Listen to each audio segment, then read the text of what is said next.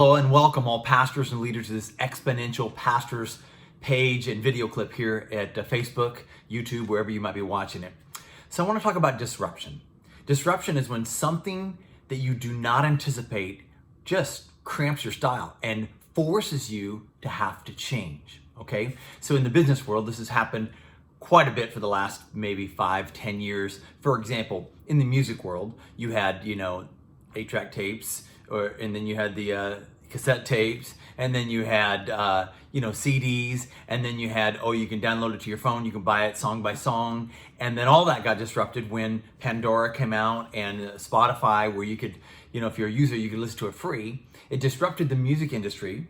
The companies went out of business. People didn't know, bands didn't know how they were going to make any money. It used to be they made all their money in their albums, and they made all their money on road shows because people were getting it free, and then they figured out how to get compensated with Pandora and that kind of thing. It was disrupted. It's happened a lot in the video, television industry. And so we've all been disrupted with this COVID, right? It's not just the medical part, and the fear that's spread everywhere. It's disrupted a lot of practical things. Going shopping, getting toilet paper, going to restaurants, disrupted people's jobs. Some 32 million people out of jobs here in America. And so disruption has happened for quite a while in the business world, where innovation happens and it has ripple effects. Well, we've all been disrupted if you're in the church world and the ministry world, where people can't come to church or haven't come to church. And so figuring out how to do it online. And a lot of people are very excited and surprised. Wow, we have way more people watching online than we did coming to the building. And we took a situation where we were forced to figure something out. We got disrupted and found a way to keep ministering to people.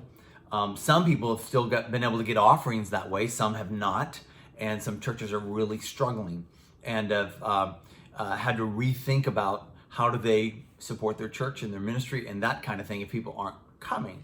And so this whole idea of disruption, I want to encourage you to think about disrupting yourself. Now, we've been disrupted. We're all kind of getting this idea, once everything gets back to normal, once everybody comes back to church, we'll have all the same programs. We'll probably have something online, like an online service, and we'll keep going, kind of like we were. But I want to just challenge you to don't wait. Don't wait for the next big thing to happen, the next big pandemic, the next big technology breakthrough, the next big, oh no, there's a Sunday morning thing and no one can come. If you disrupt yourself, that is, you and try to anticipate the change, or you kind of look at some things that you have not been doing the last couple of months and go, do we really need to do those? Or is there a better way of doing those things? They're saying that 40% of the people that got laid off, of the 32 million, aren't even going to have jobs, because the companies have found other ways, cheaper ways of doing what those people did. Those people have to retool themselves, reskill themselves, get a different kind of a job somewhere. And so if companies are rethinking, we, the church, ought to as well. Think about, have we found a cheaper way of doing things, a better way of doing things?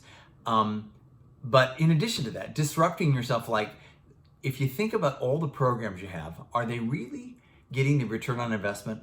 I mean, we pay money, time, sweat, anything we're doing to reach people, to help people, to love people, to minister to them. And the question is a matter of stewardship. Is it the best way to spend that time, money, and talent?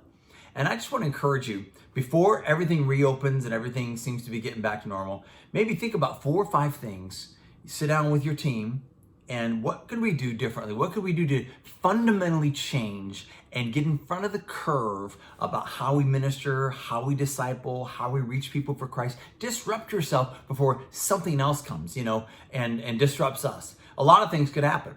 Over the years, they could take our 501c3 status away, and people can't give anymore with a tax donation. That will disrupt us. What if we preempt that?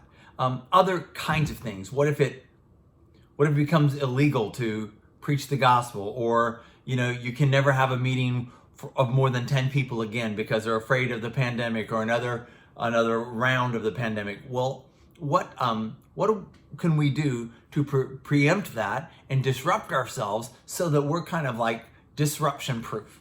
Anyways, that's my thought for you. I encourage you to, if you could, pass this on to other pastors that you know, and put in the comments, other ways that you might want to disrupt yourself, things that you're trying, things you're experimenting, things that you're not going to do once since you've not been doing them during the pandemic, and even when things start back up, what you're not going to do. Make a plan now to disrupt yourself, so when everything starts again, you've got a kind of a new norm, a new way of approaching, rather than just trying to fit the old norm into the new norm.